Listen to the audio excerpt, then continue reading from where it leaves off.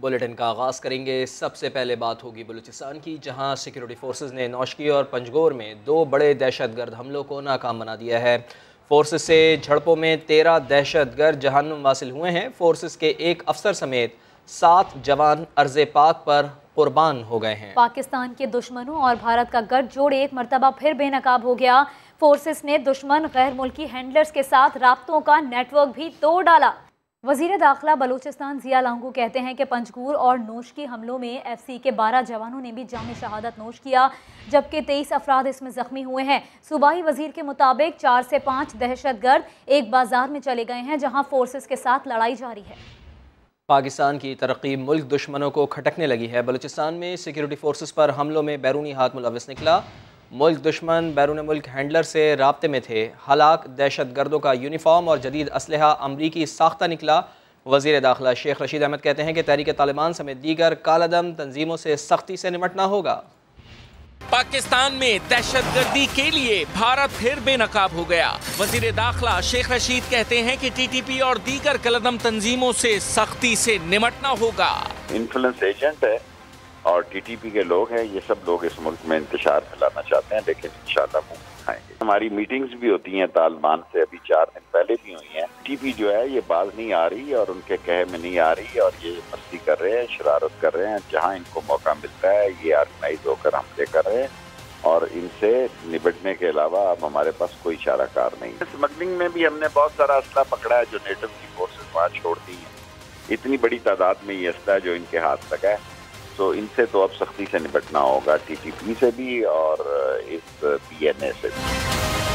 बलूचिस्तान में दहशतगर्दी करने वाले बैरून मुल्क हैंडलर से राबते में थे। दिफाई माहिर अमजद शुएब ने कहा कि दहशतगर्द अपने मकासद में नाकाम हुए।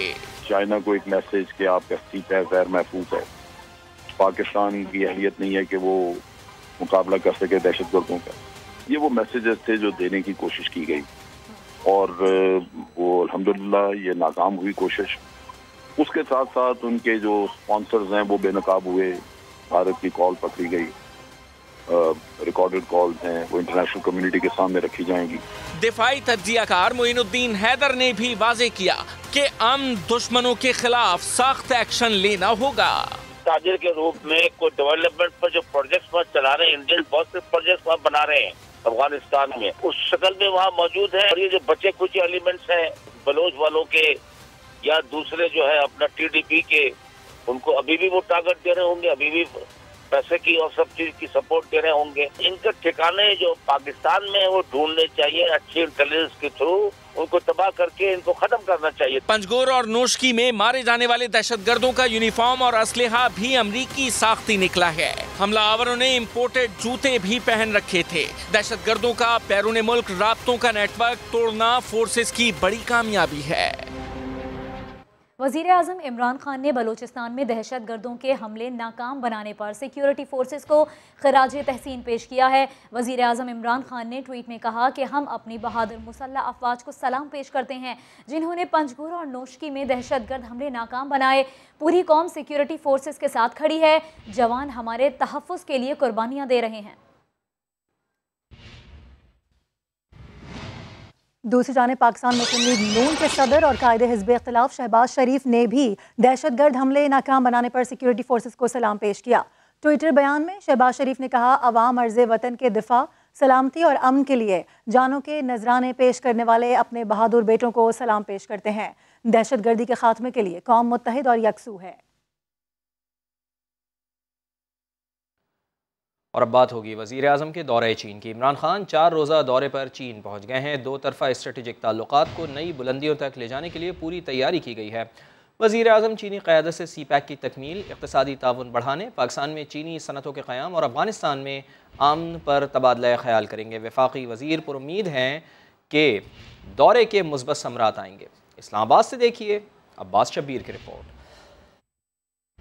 वज़ीर-ए-आज़म के दौरा चीन से CPEC समेत तमाम शोबों में 2 तरफ़ा ताल्लुकात मजबूत तर होंगे। 4 रोज़ा दौरे के दौरान इमरान खान की सरमाई ओलंपिक्स की इफ्तिताही तकरीब में शिरकत और सदर शी जिनपिंग से मुलाकात शेड्यूल में सरफहरिस्त है। चीन से कई कारोबारी और सनती यूनिट पाकिस्तान मुंतकिल होने की उम्मीद भी है। हम चाइना को ये कहने जा रहे हैं कि आप हमें हेल्प करें आप अपनी इंडस्ट्री को बाहर मुल्कों में लेके जा रहे हैं और आप अपनी इंडस्ट्री को पाकिस्तान में भी रिलोकेट करें, क्योंकि हमारे जो स्पेशल इकनॉमिक जोन्स हैं वो अब तैयार हो गए हैं। वजारत मनसूबाबंदी ने चीनी सरमायाकारों को राग़िब करने का मुनफरिद तरीका अपनाया है। सरमायाकारी के लिए पाकिस्तान एक अच्छी डेस्टिनेशन क्यों पाकिस्तान में आगे चीनी सरमायाकारों को पैसा लगाना चाहिए, वो एक पूरा किताब बनाई गई है। वज़ीर इत्तलात दौरे के बेहतरीन समरात के लिए पुरुमीद हैं। ये दौरा पाकिस्तान और चीन के दरमियान ताल्लुकात की जो पहले से ही अल्हम्दुलिल्लाह हिमालय से ऊंचे और बहरा अरब से गहरे हैं, उनमें उनकी जो वुसअत है उसमें मजीद इजाफा करें। वफ्द में शामिल मुशीर कौमी सलामती डॉक्टर मोईद यूसुफ का कहना है कि वज़ीर आज़म चीनी क़यादत से अफगानिस्तान में अमन पर भी बात करेंगे, क्योंकि चीन सीपैक की अफगानिस्तान तक तोसी चाहता है और अबूरी अफगान हुकूमत की भी यही ख्वाहिश है। वज़ीर आज़म इमरान खान की चीन के बड़े सरमायाकारों से मुलाकातें भी तय हैं। पाकिस्तान और चीन के करीबी ताल्लुकात से अमेरिका को कोई परेशानी नहीं। तर्जुमान अमरीकी महकमा खारजा का कहना है कि वाशिंगटन इंतज़ामिया पाक अमरीका ताल्लुकात को अहमियत देती है और कदर की निगाह से देखती है। पाकिस्तान अमरीका का स्ट्रेटेजिक पार्टनर है, दो तरफा ताल्लुकात बहुत अहम है। स्टेट डिपार्टमेंट की जानिब से ये वजाहत उस वक्त सामने आई जब प्रेस ब्रीफिंग के दौरान तर्जुमान नीड प्राइस से सवाल हुआ कि क्या पाकिस्तान की जानिब से चीन के साथ मिलकर काम करने की वजह यह है कि इस्लामाबाद समझता है अमेरिका ने उसे तन्हा छोड़ दिया है। अमरीकी तर्जुमान ने दो टोक जवाब दिया कि किसी मुल्क के लिए ये ज़रूरी नहीं कि वो अमेरिका या चीन में से किसी एक का इंतखाब करे।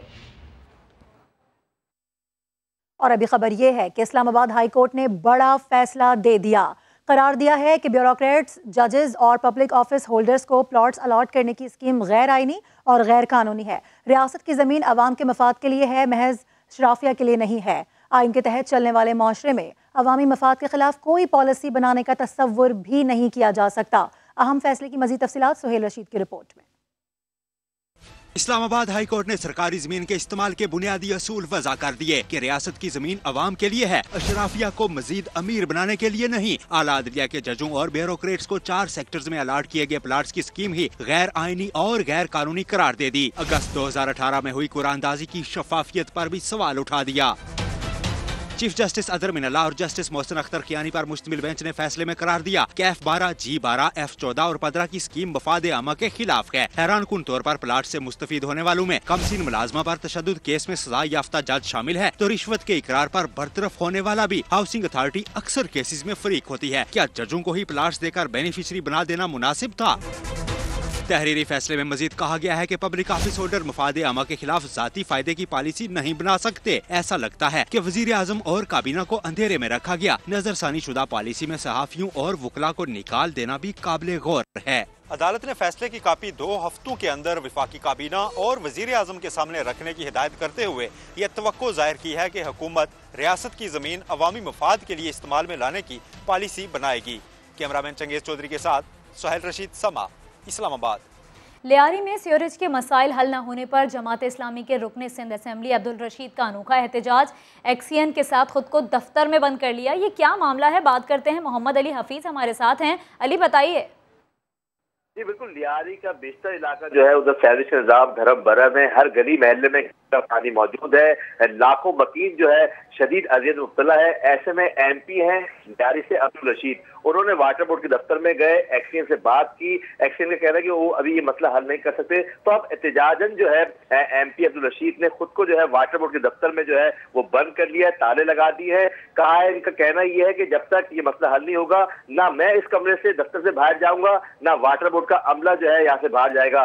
हैरान कुन सूरत हाल है। उनका कहना है कि MD वाटर बोर्ड, वजीर बल्दियात सिंध, वजीर आला सिंध जो है इस मामले का नोटिस लें। अब भी जो है MP अब्दुल रशीद जो है वाटर बोर्ड के दफ्तर के अंदर मौजूद है। अब देखना यह है कि लियारी वाले काफी परेशान है सीवरेज के मसाइल से। अब जो एहतजाज सामने आया, इसके बाद भी कोई पेशरफ्त होती है, सीवरेज के मसाइल हल होते हैं नहीं, ये अहम सवाल है। इस वक्त भी MP अब्दुल रशीद जो है वाटर बोर्ड के दफ्तर में मौजूद है। चलिए अब देखते हैं कि उनका एहतजाज क्या रंग लाता है। बहुत शुक्रिया, आपने आगाह किया।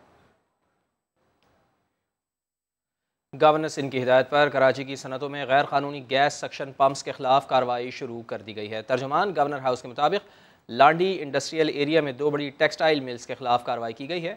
मजीद एक्शन के लिए FIA की टीम भी तश्कील दी जा रही है। गुज़िश्ता रोज़ गवर्नर सिंध ने सनतकारों को 24 घंटे का अल्टीमेटम दिया था, तो एहतजाज किया गया था। गवर्नर सिंध की हिदायत पर कराची की सनतों में गैर कानूनी गैस सक्शन पम्प्स के खिलाफ उसके एहतजाज के बाद कार्रवाई भी शुरू की गई है। तर्जुमान गवर्नर हाउस के मुताबिक लांडी इंडस्ट्रियल एरिया में 2 बड़ी टेक्सटाइल मिल्स के खिलाफ कार्रवाई की गई है। मजीद एक्शन के लिए FIA की टीम भी अब इस सिलसिले में तश्कील दी जा रही है। गुज़िश्ता रोज़ आपको याद दिला दें कि गवर्नर ने सनतकारों को एक मोहलत दी थी जो 24 घंटे की मोहलत थी और उसके बाद अब ये कार्रवाई शुरू की गई है। सुप्रीम कोर्ट के अहकामात पर अमल दरामद शुरू। कराची में पुरानी सब्जी मंडी पर कायम अस्करी पार्क का नाम तब्दील करके KMC एम्यूज़मेंट पार्क रख दिया गया है। KMC आज पार्क तहवील में लेकर एंट्री फ़ीस ख़त्म कर देगी। पार्क में वाक़े शादी हॉल मिसमार किया जा रहा है, जबकि अहाते में कायम दुकानें कानूनी वजूहात के बाइस मिसमार नहीं की जा सकें। तफसीलात जान लेते हैं। समग्र नुमाइंदे रेहान अहमद हमारे साथ मौजूद हैं। रेहान, बताइएगा कि अस्करी पार्क में अब क्या तब्दीलियाँ आ रही हैं?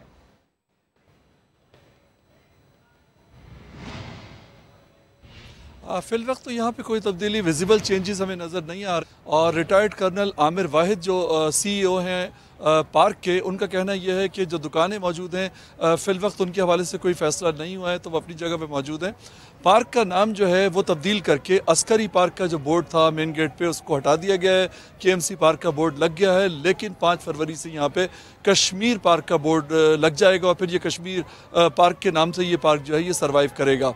इसके अलावा CEO जो है पार्क के, उन्होंने ये बताया कि बहुत ही मामूली रकम पार्क में आने वालों से वसूल की जाएगी, जिससे पार्क की देखभाल और मेंटेनेंस का काम किया जाएगा। जी, बहुत शुक्रिया आपका रेहान।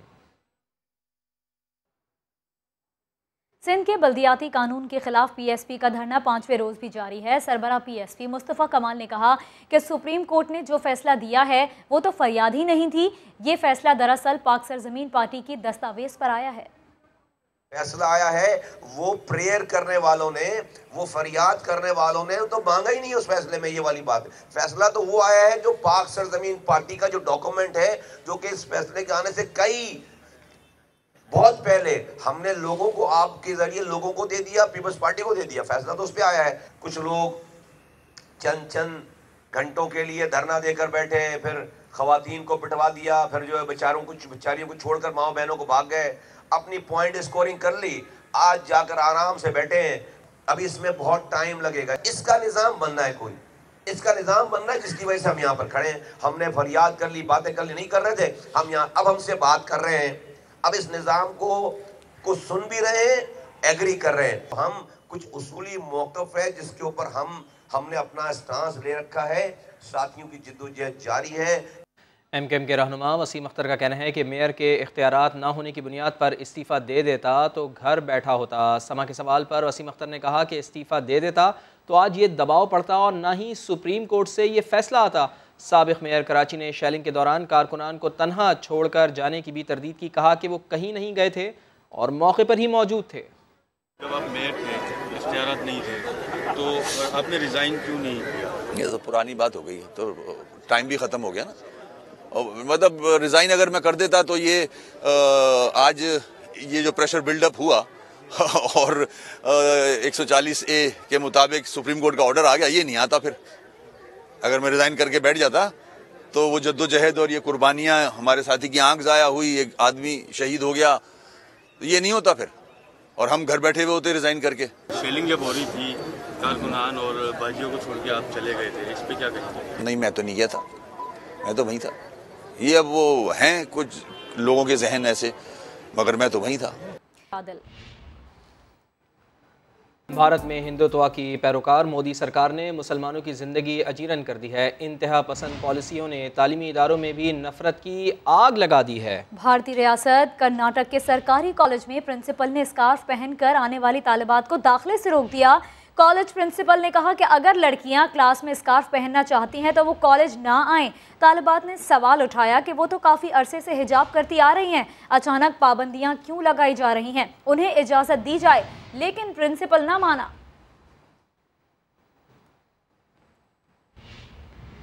वफाकी वज़ीर दाखिला शेख रशीद कहते हैं पंजगूर में 5 से 6 दहशतगर्द मारे गए, 4 फौजी शहीद हुए।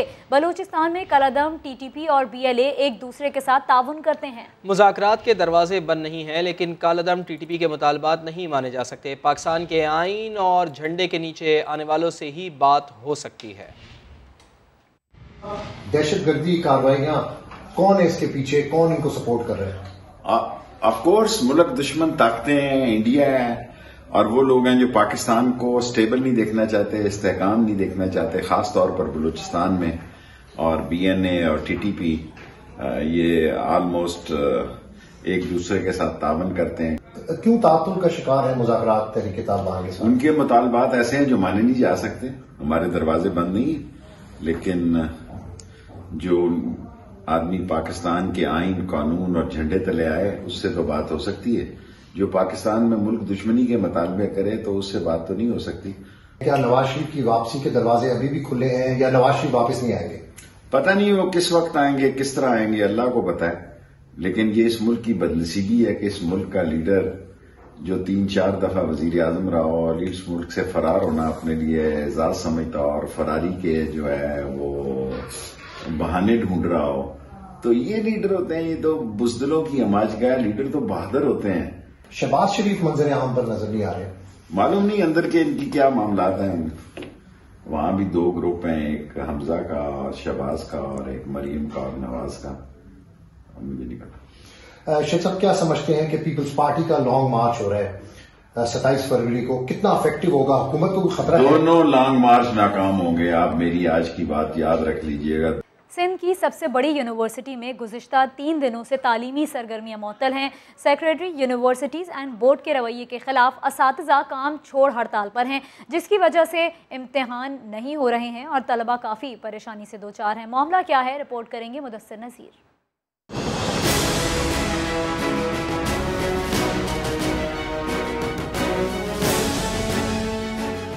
असातिज़ा की हड़ताल की वजह से जामिया कराची में वीरानियों ने डेरे डाल रखे हैं।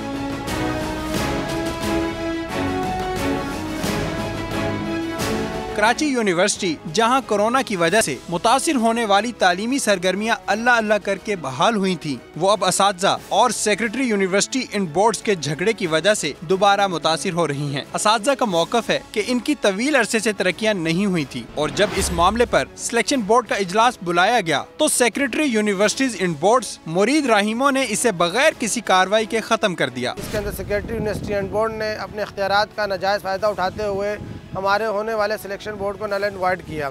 असातिज़ा की हड़ताल की वजह से मुख्तलिफ डिपार्टमेंट्स के इम्तिहान भी मुलतवी कर दिए गए हैं, जिसकी वजह से तलबा को परेशानी का सामना है। 2 हफ्तों के बाद मेरा सोशलॉजी का मंडे को पेपर था, फिर पता नहीं ये स्ट्राइक वगैरह ये टीचर्स की हो रही है। असातिज़ा का मौक़िफ़ है कि 2019 में दिए गए इश्तिहारात पर अभी तक सिलेक्शन बोर्ड का इजलास नहीं हुआ है, जिसकी वजह से सैकड़ों असातिज़ा तरक्कियों की राह तक रहे हैं। तलबा स्ट्राइक से परेशान हैं और असातिज़ा सेक्रेटरी यूनिवर्सिटी इन बोर्ड्स के रवैये से शदीद नाला। असातिज़ा का कहना है कि हुकूमत सिंध इनके मसाइल को जल्द हल करे ताकि तालीमी सरगर्मियों को शुरू किया जा सके। कैमरामैन मोहम्मद कामरान के साथ मुदस्सिर नज़ीर, समा, कराची। लाहौर का सुनार कराची में लुट गया। शहर में साल की सबसे बड़ी डकैती। सदर के करीब डाकुओं ने 24 साल के अबू बकर से 3.5 करोड़ रुपए लूट लिए। पुलिस का कहना है कि सुनार को मुकम्मल रैकी के बाद लूटा गया। पहलवानों के शहर में पुलिस ऑफिसर अंगूठा छाप निकले। 75% एहलकार तहरीरी इम्तिहान में फेल हुए। 30 SHOs और 4 SDPOs का इम्तिहान लिया गया। 14 SHOs फेल हो गए। CPO गुजरांवाला की जानिब से IG पंजाब के special investigation police station formula के तहत मुख्तलिफ सर्कल्स के DSPs और मुख्तलिफ थानों में तैनात SHOs का तहरीरी इम्तिहान लिया गया। गुजरांवाला के 75% पुलिस अफसरान तहरीरी इम्तिहान में फ़ेल हुए। पुलिस तर्जुमान के मुताबिक पास होने के लिए 70% नंबर्स दरकार थे।